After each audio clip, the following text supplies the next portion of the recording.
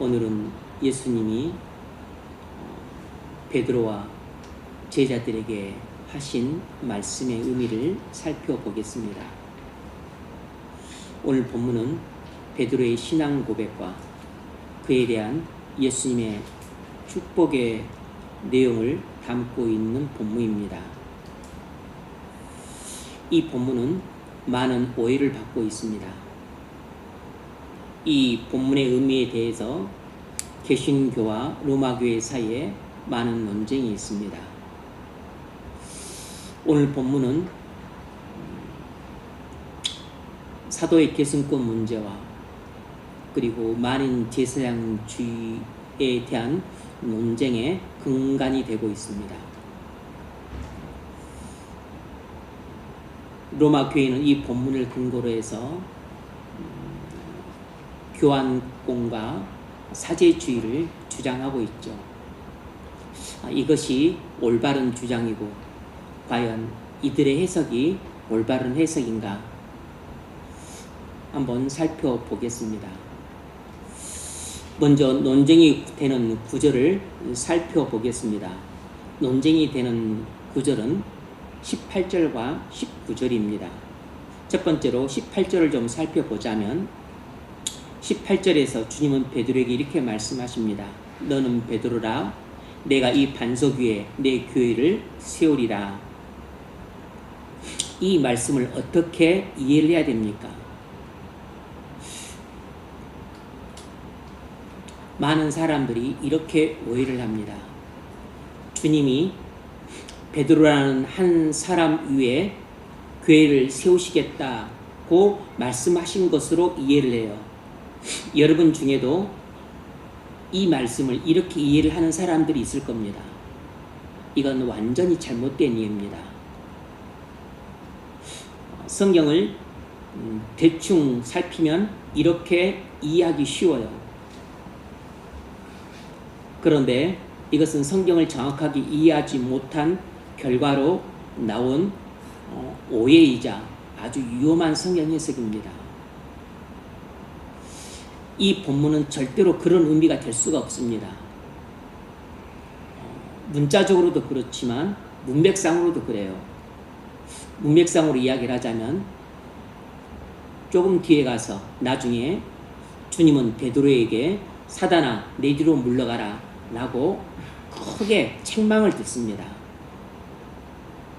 이렇게 주님께로부터 사단이라고 책망을 들을 정도로 죄성을 가지고 허물 많은 베드로라는 한 인간이 주님의 교회의 기초가 될 수가 없는 거죠.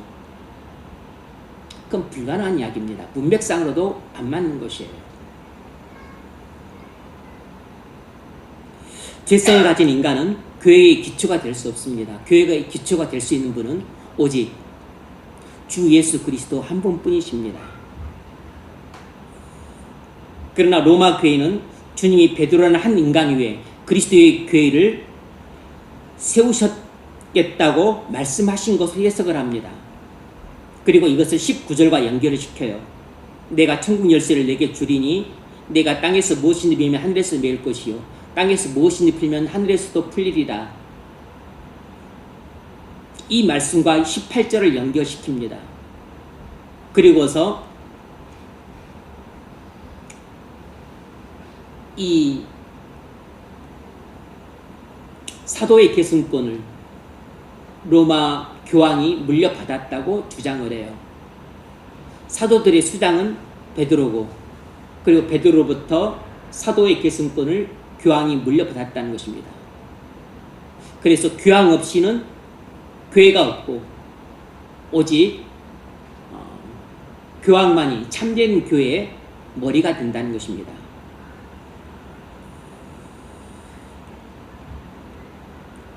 완전히 성경을 엉터리로 해석한 것을 토대로 사악한 주장을 하고 있는 것입니다. 그러면 오늘 본문은 어떻게 이해를 해야 되겠습니까? 여기서 반석이라는 말은 베드로를 가리키는 것이 아니고 베드로가 고백한 진리를 가리킵니다. 물론 베드로라는 말의 의미가 반석이라는 뜻을 갖고 있기 때문에 많은 사람들이 이 반석을 그냥 베드로라고는 한 인물로 대치를 시키는데 이것이 큰 오류입니다. 여기서 반석은 베드로라는 한 인물을 가리키는 게 아니고 베드로가 고백한 진리를 가리켜요. 주님은 베드로가 고백한 이 진리 위에 그리스도의 교회를 세우시겠다고 말씀하신 것이에요. 내가 이 반석 위에 교회를 세우리니 음부의 권세가 이기지 못하리라. 인간 베드로 위에 교회를 세웠다면 그것은 얼마 못 가 무너졌을 것이고 그리고 음부의 권세에 사로잡혔을 것입니다. 베드로가 어떻게 음부의 권세를 이깁니까? 음부의 권세를 이길 수 있는 분은 음부보다 크신 사망과 음부의 열쇠를 쥐고 계신 예수님만이 가능한 것이죠. 그러니까 문자적으로도 틀린 해석이고 문맥적으로도 틀린 해석인 것이에요. 주는 그리스도시요 살아계신 하나님의 아들이시라는 이 베드로가 고백한 진리 위에 주님이 교회를 세우시겠다고 말씀하신 것입니다. 이걸 원어적으로 따져보자면 베드로는 남성 명사인데에 비해서 반석은 여성 명사입니다. 그러니까 반석이 베드로라는 이 남성 명사를 받고 있지 않다는 것이에요. 따라서 반석이 가리키는 것은 베드로가 아니고 베드로가 고백한 진리를 가리키고 있는 것입니다. 더욱이 사도직은 초대교회 당시 특수한 상황에서 필요했던 일시적 직분이지 후대에 계승될 수 있는 직분이 아닙니다. 장로, 집사, 감독 이것은 후대에 계승될 수 있는 직분이지만 사도는 초대교회에만 존재했던 단회적 직분이에요. 로마 교회는 이 모든 명백한 사실을 다 무시하고서 억지 주장을 펼치고 있는 겁니다. 19절에서 주님이 베드로에게 이렇게 말씀하셨어요. 내가 천국 열쇠를 내게 주리니. 내가 천국 열쇠를 내게 주겠다는 이 말씀은 무슨 뜻이겠습니까? 역시 여기도 많은 오해가 있습니다. 이 말씀은 주님이 베드로에게 영혼들을 천국에 들어가기도 할 수 있고 못 들어가기도 할 수 있는 고난을 주겠다는 뜻으로 이해를 합니다. 로마 교회는 이렇게 이해를 하고 주장을 해요.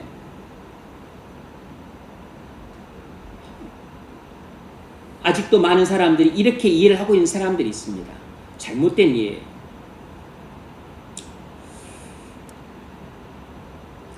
영혼들을 천국에 들어가게 할 수 있는 고난과 들어가게 하지 못할 고난은 베드로가 아니고 주님만 갖고 계신 고난입니다.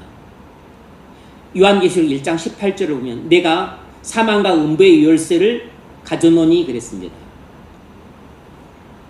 살리기도 하고 죽이기도 하고 천국에 보내기도 하고 지옥에 보내기도 하는 이 천국 열쇠를 예수님만 갖고 계신다는 것입니다.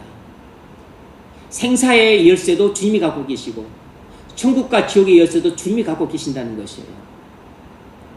주님이 갖고 계신 열쇠를 베드로가 갖고 있다고 말하는 것은 이것은 잘못된 해석이고 주장인 것이죠. 그럼 이 말씀은 베드로에게 다른 사도들보다 더 우월한 고난을 주셨다는 뜻인가? 그것도 아닙니다. 성경 어디에도 베드로가 다른 사도들보다 더 우월한 고난을 주님이 주셨다고 말씀하신 대목이 없어요. 그럴 수도 없습니다. 12사도가 똑같이 사도로 부름받았기 때문에 12사도에게 주어진 고난은 똑같습니다. 그럼에도 불구하고 로마 교회는 이 구절을 베드로와 자칭 그 후계자인 교황에게 천국과 이 땅의 교회에 대한 정권이 주어졌다고 주장을 합니다. 해괴망측한 주장이 아닐 수가 없어요. 로마 교회라고 하는 교회는 이런 잘못된 주장을 근거로 해서 세워진 것입니다. 교황 제도도 사제주의도 마찬가지예요. 그러면 19절이 무슨 뜻이겠습니까? 그것은 주님이 베드로에게 유대인과 이방인들에게 맨 처음으로 구원의 문을 열어주는 특권을 주시겠다는 것이에요. 주님이 베드로에게 유대인과 이방인들에게 맨 처음으로 구원의 문을 열어주시는 특권을 주시겠다는 것입니다. 약간의 특권인 거죠. 그 말씀은 베드로가 오순절날 유대인들에게 복음을 전해서 맨 처음 구원의 문을 활짝 열어주는 것으로 성취가 되었습니다. 오순절날 성취가 되었어요. 이 각각의 경우에 베드로는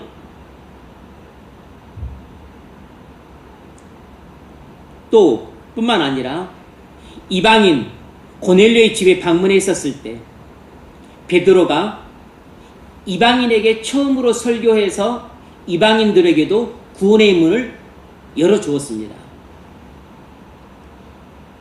그러니까 주님이 베드로에게 하신 약속이 이 두 가지 케이스를 통해서 성취가 된 것입니다. 이 각각의 경우에 베드로는 천국 열쇠를 사용해서 믿음의 문을 활짝 열었습니다. 유대인들에게도 오순절날 믿음의 문을 활짝 열었고, 또 고넬료를 통해서도 이방인들에게 구원의 문을 활짝 열었어요. 베드로를 주님이 사용하셔서 유대인들에게 그리고 이방인들에게 천국 문을 활짝 연 것입니다. 이것이 바로 내가 내게 천국 열쇠를 주리니 네가 땅에서 매면 하늘에서 매일 것이요 땅에서 풀면 하늘에서 풀리리라 라고 하신 19절 말씀의 의미예요.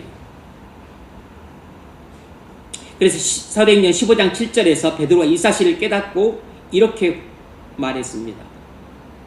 하나님이 이방인들로 내 입에서 복음의 말씀을 들어 믿게 하시려고 오래전부터 너희 가운데서 나를 택하시고,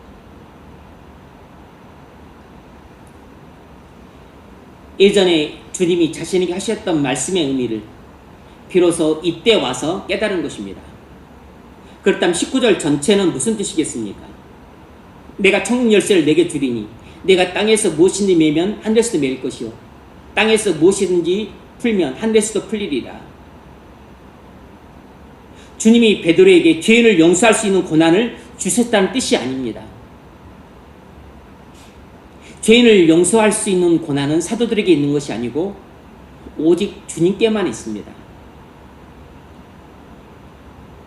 그럼에도 불구하고 로마 교회는 19절을 주님이 베드로에게 죄인을 용서할 수 있는 고난을 주셨다고 해석해서 교황의 사명권을 주장하면서 면죄부를 판매했습니다.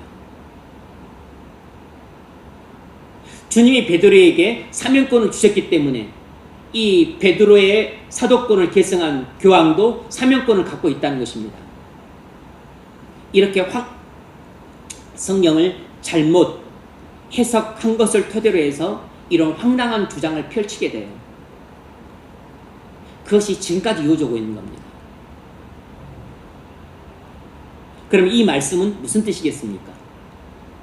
이 말씀은 주님이 베드로뿐만 아니라 모든 사도들에게 구원의 길을 능력 있게 가르칠 수 있는 특별한 권위를 주셨다는 뜻이에요. 주님이 베드로를 비롯한 모든 사도들에게 구원의 길을 가르칠 수 있는 특별한 능력을 부여하셨다는 뜻입니다. 마치 구약시대의 대제사장들이 병이 나은 문둥병자를 깨끗하다고 권위있게 선포하신 것처럼 사도들도 죄인이 용서받았다는 것을 권위있게 선포할 수 있는 그런 권위를 부여받았다는 것입니다. 사도들이 죄를 용서할 수 있는 권한을 부여받았다는 뜻이 아니고 정말 죄인들이 그리스도를 믿고 죄 용서를 받았었을 때 너희는 그리스도를 믿고 죄 용서를 받았다고 이렇게 선포할 수 있는 권한을 주셨다는 것이에요. 사명권을 주신 것이 아니고 죄인이 죄 용서받았다는 것을 알아볼 수 있는 분별력을 주셔서 그렇게 죄 용서받았다는 선포를 할 수 있는 권한을 주셨다는 뜻입니다. 그러므로 사도들이 너는 죄 용서를 받았다 라고 선포한다면 그 사람은 확실히 죄 용서를 받은 사람임에 틀림없는 것입니다. 이 약간의 해석의 차이가 엄청난 나중에 큰 그 격차를 가져와요.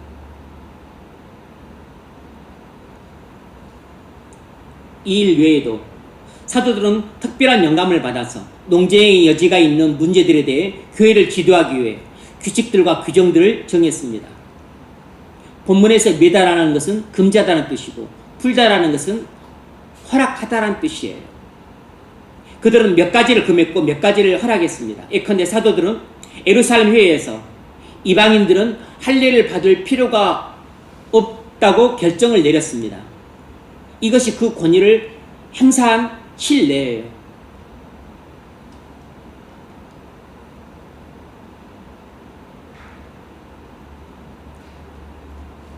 할례를 받을 필요가 없다고 그들에게 결정할 수 있는 권한이 있었던 겁니다.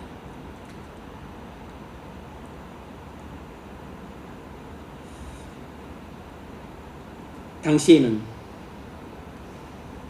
구약 시대에서 신약 시대로 넘어가는 과도기였기 때문에 사도 야고보가 이제 그 바나바와 바울이 안디옥 교회의 문제를 갖고 왔었을 때, 이방인들의 구원 문제에 대해서 갖고 왔었을 때 베드로 야고보가 네 가지 사안을 결정을 하죠. 목매어 죽은 거 먹지 말고, 피를 먹지 말고, 음행하지 말고, 이런 사항들을 결정하는데 바로 이 땅에서 하지 말라고 결정하는 것, 금지한 것이죠. 이게 매는 거예요. 이렇게 맬 수 있는 권한을 사도들에게 준 것입니다. 그런데 여기서 결정한 것이 영구적인 진리가 아니에요. 그 당시 과도기적인 교회 상황에서 필요하다고 정한 규칙인 것입니다. 규칙.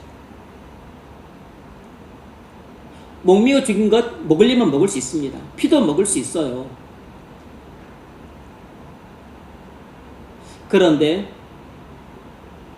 이 구약 율법을 갖고 있던 유대인들도 안디옥 교회에 있었기 때문에 아직까지도 유대계 전통에 매여 있는 그 유대인들을 위해서, 유대인 그리스도인들을 위해서 이런 과도기적인 규칙을 정한 것입니다. 이것이 바로 맨 것이에요. 이 땅에서 맨 것입니다. 그런 권한을 주셨다는 뜻이에요. 이 권위는 사도들에게만 제한적으로 맡겨진 권위였기 때문에 이후에는 소멸되었습니다. 그렇다면 여기서 우리가 무엇을 알 수 있습니까? 크게 두 가지를 알 수 있습니다. 첫 번째는 올바른 성경 해석이 올바른 신앙의 토대가 된다는 것입니다. 이것이 우리가 오늘 본문을 통해 깨달아야 될 가장 귀중한 교훈입니다. 올바른 성경 해석이 올바른 신앙의 토대가 됩니다. 올바른 성경 해석은 올바른 신앙생활의 근간이 돼요. 여러분, 올바르지 못한 성경 해석은 사기와 교활한 속임수로 나가게 되고 이단과 사이비의 잘못된 신앙생활로 나가는 근간이 된다는 사실을 알아야 됩니다. 성경 해석을 잘못하게 되면 우리에게는 속을 수밖에 없고 사기와 그리고 교활한 속임수로 나가게 되고 그리고 이단과 사이비로 나가게 되는 그 길이 돼요. 그래서 올바른 성경 해석이 대단히 중요합니다. 로마 교회의 이 해괴망측한 교리와 황당한 주장은 전부 이 잘못된 성경 해석을 토대로 나온 것들입니다.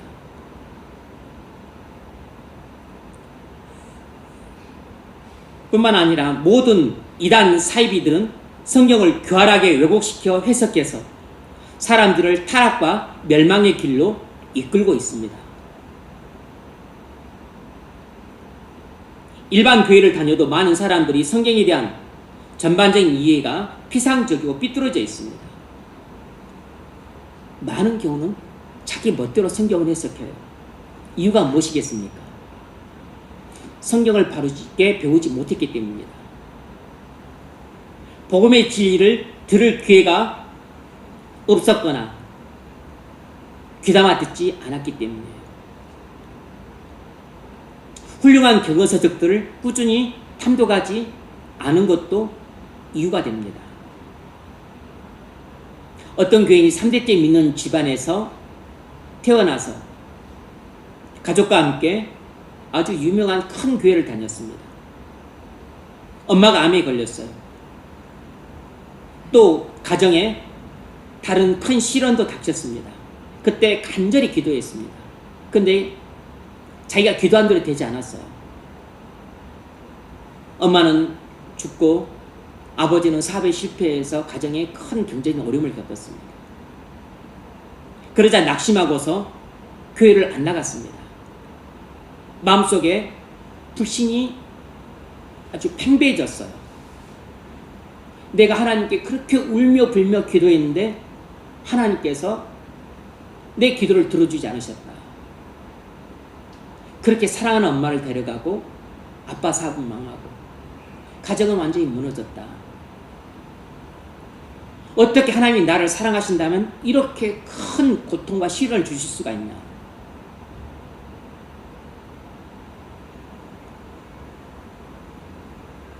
몇 년 후에 다른 큰 교회로 옮겼습니다. 그곳에서 결혼하고서 즐거워했어요. 그런데 가정에 또 큰 시련이 닥쳤습니다. 동생이 이름모를 병에 걸려서 계속해서 어려움을 겪었어요. 병상에서 일어날 수가 없었습니다. 이번에도 간절히 기도했는데 하나님이 안 들어주셨어요. 또 좌절하고서 교회를 안 나왔습니다.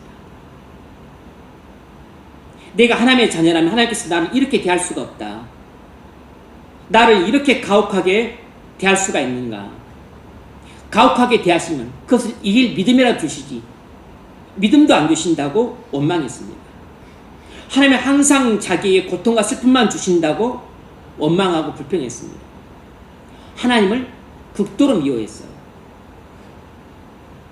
사람들도 미워했습니다. 하나님과 관계가 완전히 깨졌고 사람들과 관계도 깨졌습니다. 마음 둘 곳이 없었어요. 살아도 사는 것이 아닙니다. 그러니까 결혼해서 가정을 이루는데 가정도 본인 신앙에 따라서 가정을 아주 산산조각을 냅니다.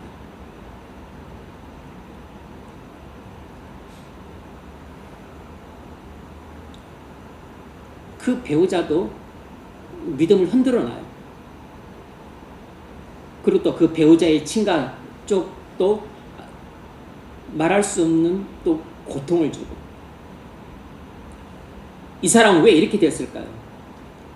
여러 가지 이유가 있겠지만 한 가지 가장 중요한 이유는 성경에 대한 이해가 완전히 삐뚤어져 있다는 것입니다. 성경 해석을 잘못할 뿐만 아니고 이 사람은 믿음도 없지만 교리에 대한 이해가 너무 잘못되어 있어요. 너무 피상적이고 너무 천박합니다.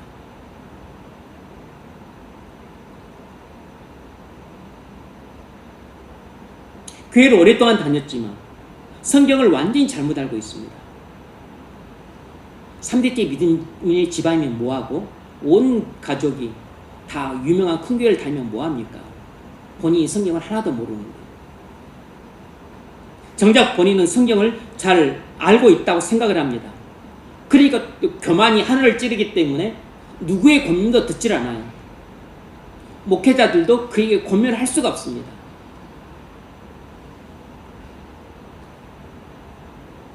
이 착각에서 비롯된 교만이 그를 더욱 수렁으로 밀어넣고 있는 걸 보았습니다. 성경을 바르게 해석했다면 이런 일이 없었을 겁니다. 성경을 바르게 해석할 줄 알았다면 이렇게 삐뚤어지고 기형적인 신앙을 갖고서 본인만 고통을 당하는 게 아니고 주변 사람들까지 고통의 수렁으로 밀어넣진 않았을 겁니다. 3대째 교회를 다닌다는 그런 호울에 속지 마십시오. 온 가족이 교회를 다니고 부모가 이런저런 직분을 갖고 있고 유명한 교회를 다닌다고 해서 훌륭하게 신앙 양육을 받았을 것이라고 그렇게 넘겨 짚으면 여러분 큰 코 다칩니다. 성경 해석을 올바르게 하셔야 됩니다. 우리는 모두 혼자서 성경 해석을 하는데 한계가 있기 때문에 교회를 통해서 부지런히 배우셔야 됩니다. 그래야만 성경의 전반적인 이해를 올바르게 하게 되고 성경이 말하는 진리를 토대로 바른 신앙을 가질 수 있습니다. 하나님에 대한 올바른 지식은 우리 신앙의 근본 토대가 됩니다. 우리는 빛나는 영원한 도성을 향해 이 어두운 세상을 한 걸음 한 걸음 걸어가고 있습니다. 우리 발에 등불이 되고 우리 걸어가는 인생길에 빛이 될 수 있는 것은 오직 성경 말씀밖에 없어요. 시편 119편 105절에서 이렇게 말했습니다. 주의 말씀은 내 발의 등이요 내 길의 빛입니다. 주의 말씀만이 내가 인생길을 걸어가는 데서 한 걸음 한 걸음 걸어갈 때 등불이 되어줍니다. 내가 어떤 직장 문제를 결정할 때 그 결정할 때 밝은 빛을 주는 것은 주님 말씀밖에 없어요. 주님 말씀이 내가 직장 문제를 결정할 때 등불이 되어줍니다. 결혼 문제를 결정할 때 등불이 되어줘요. 자녀 양육 문제를 결정할 때 등불이 되어줍니다. 학원을 보내서 세상적인 방식으로 교육을 시킬 것인지 아니면 주의 말씀을 믿고 힘들고 어렵게 보이지만 주님께 맡기고서 그렇게 신앙 양육을 시킬 것인지 주의 말씀이 등불이 되는 것입니다. 주의 말씀을 붙잡으면 등불이 되어서 올바른 결정을 내리게 하고 그때 세상의 유행을 붙잡으면 어두운 결정을 내리게 돼요. 여러분이 배우자와 결혼의 문제를 결정할 때 그렇고 교회 문제를 결정할 때 그렇고 여러분의 모든 인생에 닥치는 그 문제들을 결정할 때 여러분에게 밝은 올바른 길을 비춰줄 수 있는 등불이 되는 것은 말씀뿐입니다. 뿐만 아니라 여러분의 인생길 전체를 걸어갈 때 여러분을 저 밝고 밝은 천국으로 인도하는 그 빛이 되어주는 것은 주님 말씀밖에 없습니다. 그런데 성경 해석이 틀리게 되면 그것은 빛을 비춰주는 게 아니고 거짓말과 속임수의 말이 들리게 됩니다. 그래서 엉뚱한 길로 인도해서 여러분들을 낭패를 당하게 만들고 여러분 길에 그 잘못된 성경 해석이 심해지면 영원한 어둠으로 인도를 하게 돼요. 성경 해석이 올바르게 될 때 등불이 되고 빛이 되어서 우리를 영원한 도성으로 인도합니다. 그러면 우리가 어떻게 신앙생활 해야 되겠습니까? 먼저는 성경을 규칙적으로 묵상을 하십시오. 매일 정한 시간에 꾸준히 묵상하십시오. 여건이 안 되면 성경을 정독하세요. 기도하면서 꾸준히 읽는 것만으로도 큰 깨달음과 은혜를 받을 수 있습니다. 반드시 성령의 역사가 있을 것입니다. 성령의 역사가 있을 때 그 말씀이 여러분들이 매일같이 결정해야 될 소소한 결정사항이나 또 중요한 선택사항이 있을 때 주의 말씀에 비춰주면 그것이 등불이 되어서 여러분들이 올바른 결정과 선택을 하게 될 겁니다.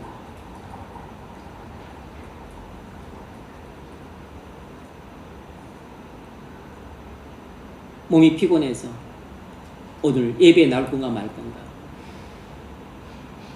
바빠서 말씀을 묵상할 건가, 아니면 건너뛰고 다른 일을 할 것인가.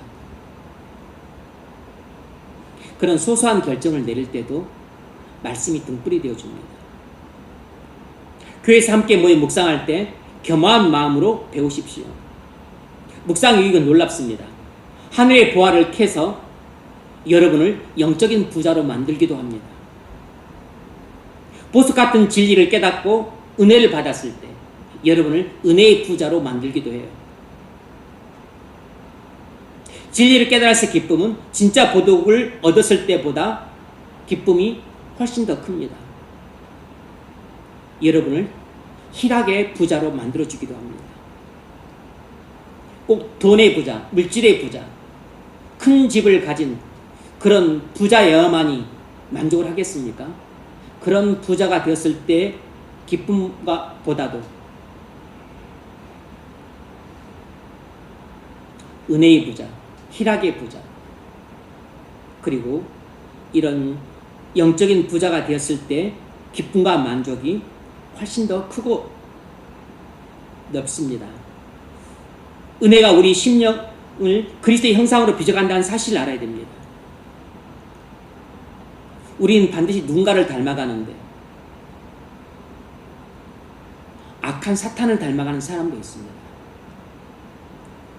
해가 갈수록 인상이 악해지고 그리고 흉해지고 그리고 얼굴만 봐도 사탄이 떠오를 정도의 인상을 가져가는 사람으로 바뀌는 사람이 있습니다. 그런데 은혜는 우리를 주님의 형상으로 빚어가요. 마음이 그렇다는 거죠. 심상을. 그런데 그런 것이 얼굴로도 나타납니다. 그러므로 성경을 부지런히 묵상하십시오.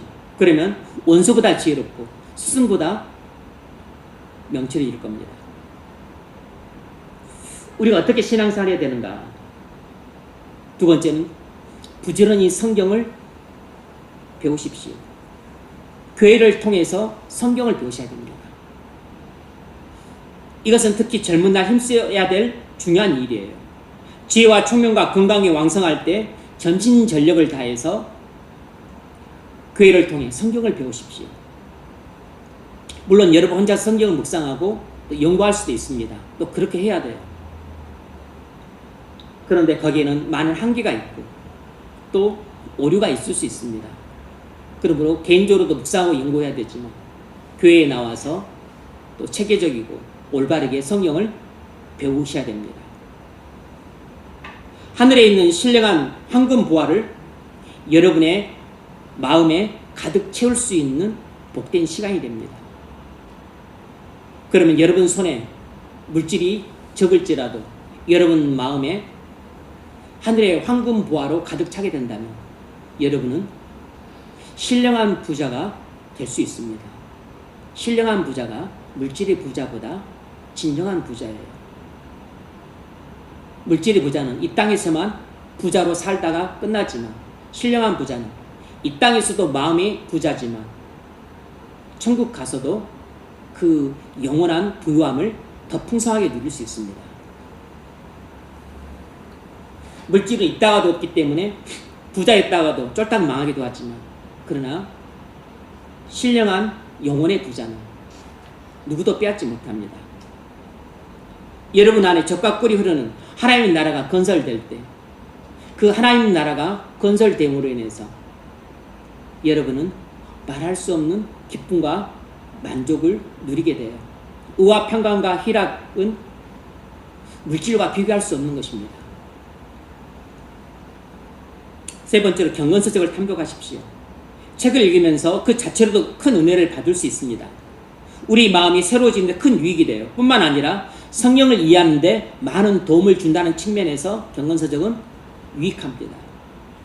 성경을 이해하는 데 올바른 안목을 제공해 주는 효과가 있습니다. 그러므로 경건서적을 지속적으로 읽으십시오. 우리가 오늘 본문을 통해 깨달을 수 있는 첫 번째 교훈은 올바른 성경 해석은 올바른 신앙생활의 근간이 된다고 했습니다. 두 번째는 무엇이냐면 우리도 진실한 신앙 고백을 할 수 있어야 한다는 것입니다. 우리도 진실한 신앙 고백을 할 수 있어야 됩니다. 베드로 신앙 고백에는 놀라운 진리가 있습니다. 너희는 나를 누구라 하느냐는 주님의 질문에 베드로는 주는 그리스도시요 살아계신 하나님의 아들이신다고 대답했습니다. 이것은 결코 사소한 신앙 고백이 아니에요. 당시 상황을 염두에 두고 보면 놀라운 신앙 고백입니다. 당시에는 대부분의 사람들이 예수님을 그리스도라는 것을 인정하지 않고 대적했습니다. 많은 종교 지도자들, 서기관, 바리새인들, 대제사장들이 예수님의 대적자가 되어서 저를 바알세불을 힘있는 자라고 비난하고 귀신의 왕이라고 모독하고 그리고 마치 이단의 개수인 양 취급을 했습니다. 그런 상황에서 베드로는 주님을 주는 그리스도시요 살아계신 하나님의 아들이시라고 고백했다는 점에서 이것은 대단히 놀라운 신앙 고백이에요.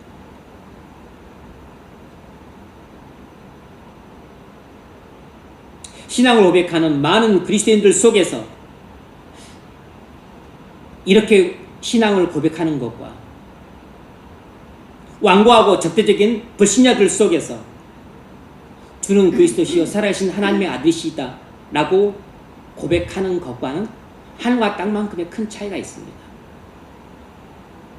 우리가 교회에서 신앙 고백하는 것과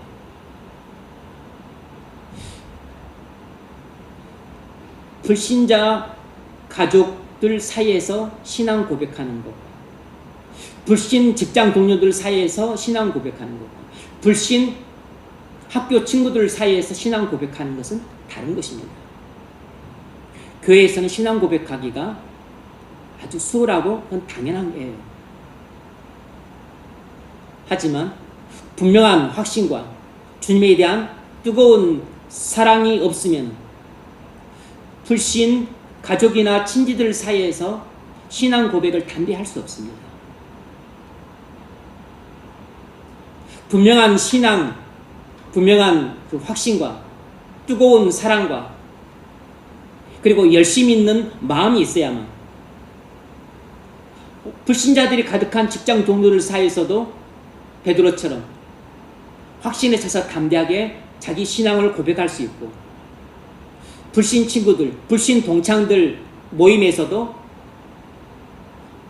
예수님은 하나님의 아들이시고 그리고 살아계신 주님이시고 만왕의 왕이시고 만유의 주제시라 역사의 주관자로서 지금도 온 세상의 역사를 주관하고 계시고 우리나라 역사를 주관하고 계시고 그리고 우리의 인생을 주관하신 분이시다.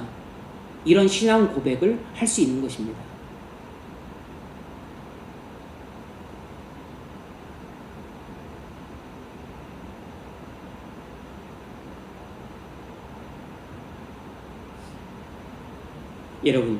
여러분 신앙 고백은 무엇이죠? 지금 주님이 여러분에게 물으십니다. 너는 나를 누구라 하느냐? 그러면 여러분이 어떻게 신앙 고백을 하시겠습니까? 주는 그리스도시요 살아계신 하나님의 아들이십니다. 이렇게 마음속으로 대부분 고백하겠죠.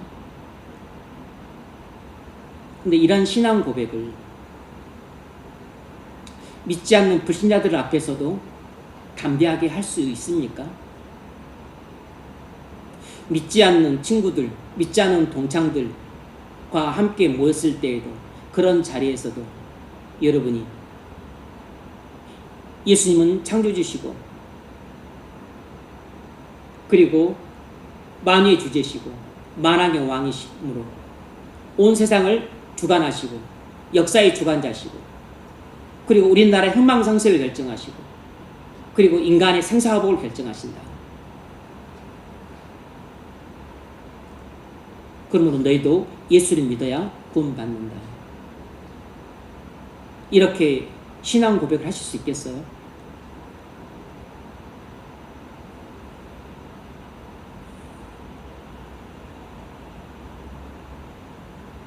분명한 확신이 없으면 불가능합니다. 마음의 주님에 대한 뜨거운 사랑이 있어야 가능해요. 마음속에 불타는 열심이 있어야 이 불신자들 가운데서도 이렇게 신앙 고백을 할 수 있어요.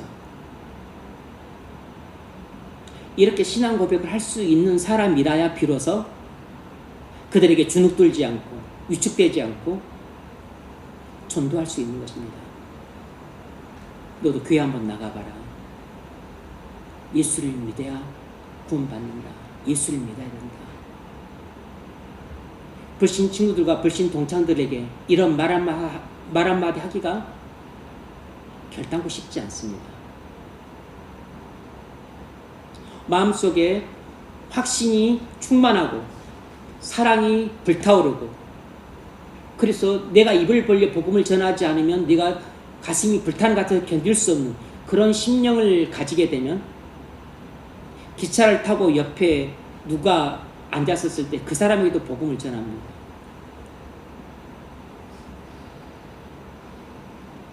만일 우리가 믿지 않는 사람들 앞에서 분명히 예수님이 구주시요 살아계신 하나님의 아들이시라고 말할 수 없다면 우린 뭔가 잘못된 신앙 상태에 있음이 틀림없습니다. 단순하지만 분명한 신앙 고백은 예수님에 대한 나의 믿음과 나의 사랑과 나의 열심을 증거해 주는 표시가 됩니다. 여러분에게 예수님에 대한 이런 확신이 있습니까? 이런 사랑이 있습니까? 이런 열심이 있으신가요? 주는 그리스도시요 살아계신 하나님의 아들이시다. 지금 우리로서는 이런 고백보다 더 탁월한 고백을 얼마든지 할 수 있어요. 그런데 당시 정황에서 베드로의 이런 고백은 보석보다 더 찬란한, 보석보다 더 값진 그런 밝고 찬란하고 값진 신앙 고백이었습니다. 모두가 불신자인 상황에서 이런 고백을 할 수 있었던 것이에요. 모두가 불신자인 여러분의 동창과 친구들 가운데서 여러분 이런 고백을 하실 수 있겠어요? 모두가 믿지 않는 여러분의 가족과 친지들 가운데서 이런 고백을 할 수 있겠냐고. 모두가 믿지 않는 수많은 직장 동료들 가운데서 여러분 이런 고백을 하고서 전도할 수 있겠습니까? 전도를 못하는 것은 이런 고백을 못하기 때문인 것이에요. 말씀을 맺겠습니다. 오늘 우리는 베드로의 신앙 고백에 대한 주님이 하신 말씀의 의미를 살펴봤습니다. 이 베드로의 신앙 고백에 대한 오해는 없는데 베드로의 신앙 고백에 대해서 예수님이 축복하신 이 말씀에 대한 오해는 심각합니다. 이 것에 대한 잘못된 성경 해석으로 인해서 로마 교회가 교황권을 주장하고 사제주의를 주장하고 거기에 근거해서 또 면죄부 판매도 하고 수많은 오류들이 끝없이 이어져 나온 것입니다. 그럼 우리는 오늘 본문을 통해서 두 가지 중요한 교훈을 깨달으셔야 됩니다. 첫 번째로 성경을 올바르게 해석해야 한다는 것입니다. 올바른 성경 해석이 우리의 올바른 신앙생활의 근간이 됩니다. 여러분이 올바른 신앙생활을 하고자 한다면 성경을 올바르게 해석할 수 있어야 됩니다. 성경을 올바르게 해석하려면 개인적으로 묵상해야 되고 그리고 교회에서 복음을 듣고 그리고 성경을 배우셔야 됩니다. 그리고 책을 읽으셔야 돼요. 두 번째는 우리도 진실한 신앙 고백을 할 수 있어야 됩니다. 진실한 신앙 고백을 수많은 불신자들 가운데서도 할 수 있어야 됩니다. 그러려면 거기에는 아주 분명한 확신과 뜨거운 사랑과 그리고 열심이 있어야 돼요. 확신과 사랑이 불타지 않으면 불신자들 가운데서 주눅이 들어서 신앙 고백을 못합니다. 신앙 고백을 할 수 있는 사람이 전도할 수 있어요. 신앙 고백을 못하는 사람은 전도도 못합니다. 부끄러워서 신앙 고백을 못하는데 어떻게 전도를 하겠습니까? 전도는 확신이 있고 담대한 사람만 할 수 있어요. 전도하기 전에 먼저 신앙 고백부터 할 수 있어야 됩니다. 그러면 여러분이 가정에서든 직장에서든 사회에서든 확신에 차서 담대하게 신앙 고백을 할 수 있는 사람이 되시기 바랍니다. 그러기 위해서는 늘 주의 말씀이 내 발의 등불이 되고 내 인생길에 빛이 되어가는 삶을 살아야 됩니다. 그래야 확신이 충만하고 사랑이 뜨겁고 그리고 불타는 열심이 있죠. 그런 마음 상태일 때 진실한 순화 고백이 나올 뿐만 아니라 동시에 전도도 가능합니다. 그런 삶을 살 수 있기를 주의 이름으로 축원합니다.